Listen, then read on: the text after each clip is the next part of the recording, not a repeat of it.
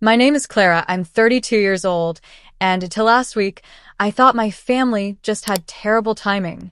When my mother texted me at 7:45 p.m. inviting me to celebrate her 35th wedding anniversary at an upscale downtown steakhouse, I rushed over, feeling guilty for almost missing it.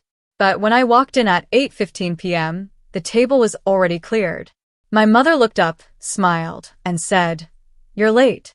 Cover the bill, will you?" My golden child sister giggled and added, still as clueless as ever, "How could you be late?" That's when it hit me. The text was sent after they finished eating. I wasn't invited to dinner. I was summoned to pay a $2,400 bill for 12 people. But as they gathered their coats to leave me with the tab, I quietly called the restaurant manager over. And suddenly, their faces turned pale. My name is Clara. I'm 32 years old, and until last week, I thought my family just had terrible timing. I've always been the reliable one, the daughter who remembered birthdays, picked up late-night calls, and quietly fixed problems without asking for anything in return. My younger sister, Maya, was the absolute opposite. At 28, she was the family's golden child, a self-proclaimed influencer whose lavish lifestyle was somehow always subsidized by everyone around her, especially our mother, Evelyn. It was a rainy Tuesday evening when my phone buzzed on the kitchen counter. The notification showed a text from my mom sent at precisely 7:45 p.m. "Clara, we're at La Maison celebrating our 35th anniversary. We'd love for you to join us for this special night. Hurry over." La Maison was the most exclusive steakhouse in the city, the kind of place where reservations were made months in advance. Feeling a sudden pang of guilt for thinking I'd been left out, I threw on a formal jacket, grabbed my purse, and braved the heavy downtown traffic. I rushed through the polished brass doors of the restaurant at 8:15 p.m., eager to toast to my parents' milestone. The hostess led me back to the private dining alcove. But as I stepped inside, the warm reunion I had envisioned completely evaporated. 12 people, my parents, Maya, her boyfriend, and several extended relatives, were sitting around a long table. But there was no food arriving. In fact, the table was already cleared. Empty wine glasses, stained cloth napkins, and pushed-away dessert plates littered the tablecloth. They had finished.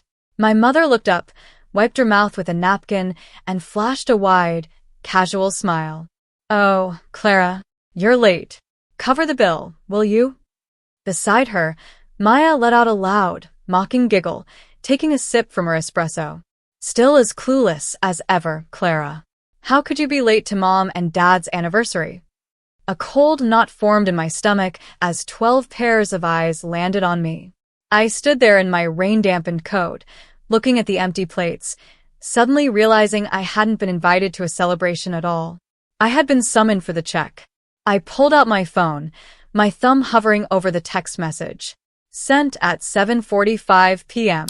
Then I looked at the reservation card resting at the edge of the table near the doorway. Whitaker Party, 6 p.m. A sharp, clear realization hit me, washing away every drop of guilt I'd carried on the drive over. They hadn't forgotten to text me earlier. They hadn't made a last-minute decision to invite me.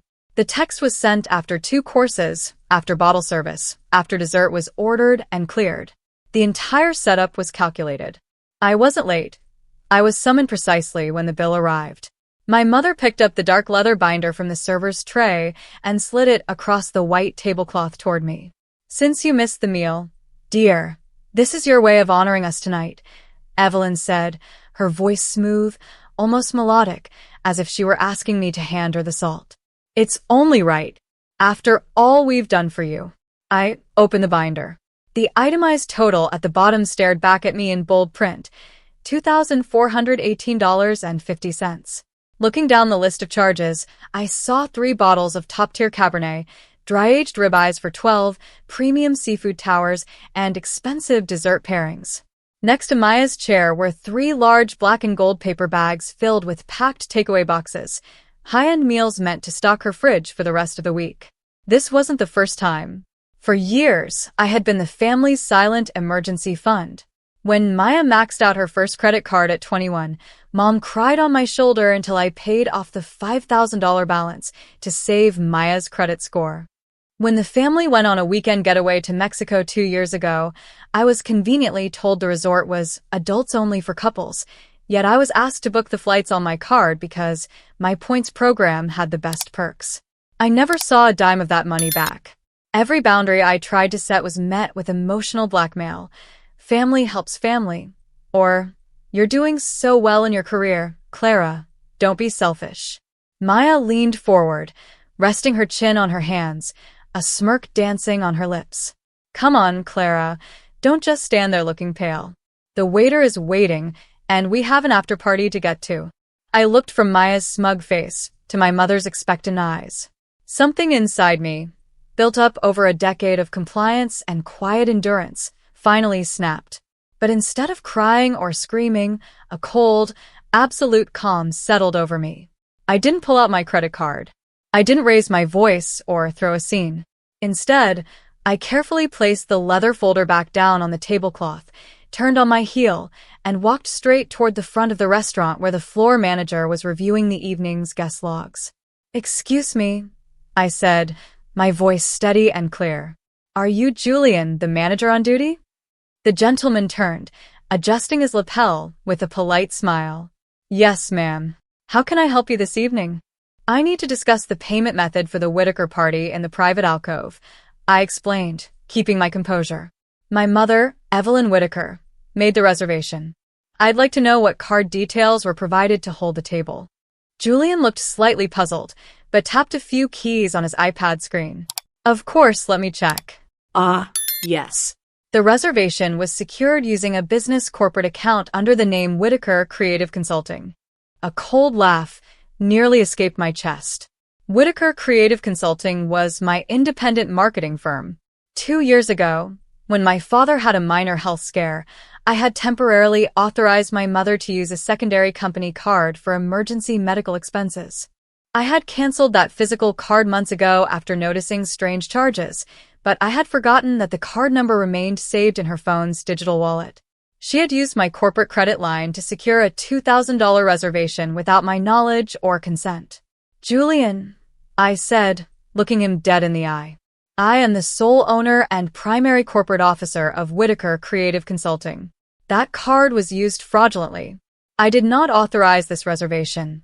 I was not present for the meal, and I will not be paying this bill with corporate funds." Julian's polite expression instantly shifted into sharp professional concern.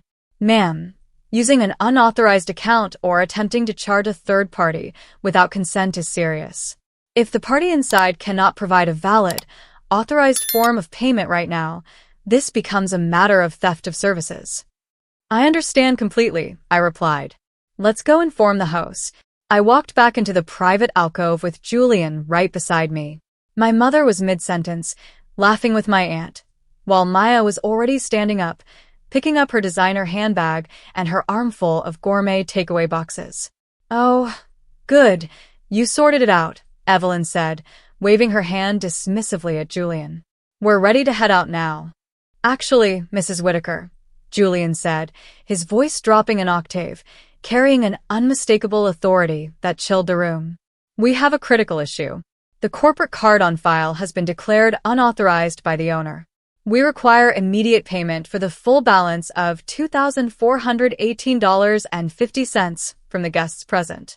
Otherwise, I will be forced to contact law enforcement." In an instant, the color drained completely from my mother's and sister's faces. The silence in the private alcove was absolute, heavy enough to drop a pin. My mother stared at Julian, her mouth opening and closing like a fish out of water, while Maya froze with 2 luxury takeaway bags suspended in her hands. I'm sure there's been a mistake," Evelyn stuttered, her voice losing every drop of its previous aristocratic poise. "Clara is my daughter. She's the owner of that company. Clara, tell him you authorize it." "I don't," I said, leaning casually against the edge of the dining archway. "I didn't eat a single bite, Mom. I was invited 20 minutes ago via text, right after you all finished your second bottle of wine. You used my corporate details without my permission to hold the table, expecting me to clean up the mess when the check arrived. A sharp murmur rippled through the extended family. My Aunt Sarah looked horrified, while my Uncle David's eyes widened in sheer disbelief. They had spent the entire evening believing that I was hosting this lavish anniversary party as a generous gift to my parents. "Wait," Uncle David spoke up, adjusting his glasses and looking between my mother and me. "Evelyn, you told us Clara insisted on buying everyone dinner tonight. You told us she was just running late from a business meeting. She lied to you," I replied calmly, addressing the whole table. "Just like she lied to me. Clara, stop this right now." Maya snapped, her face flushing a deep, embarrassed red as the restaurant security guard stepped up to stand silently behind Julian. "You are embarrassing this entire family over a stupid bill. You have the money. Just pay it and stop being so spiteful." "If it's just a stupid bill, Maya, then you pay it," I shot back, holding her gaze. "Or you can use the cash from selling those 3 designer handbags Mom bought you last month." Julian tapped his iPad screen, his expression icy. "Ladies and gentlemen, the policy is clear. We need a valid credit card for $2,418.50 right now, or I will have the officer at the front desk handle a grand larceny report." Panic erupted. Evelyn began digging frantically through her purse, her hands shaking so badly she dropped her wallet onto the carpet. Maya pulled out 2 different personal credit cards, but both were declined on the spot.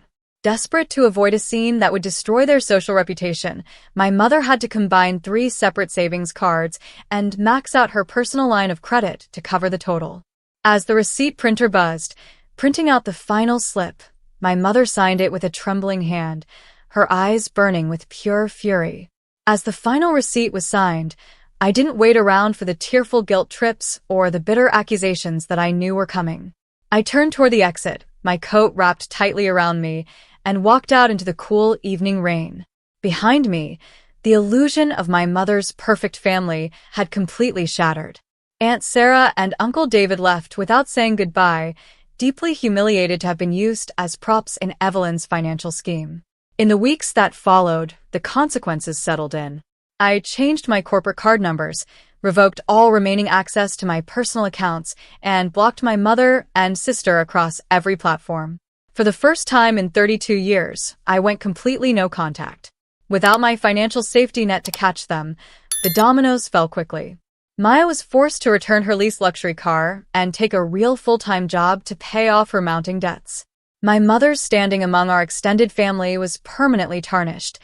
No one trusted her invitations anymore, and the story of the anniversary dinner became a permanent, silent stain on her reputation.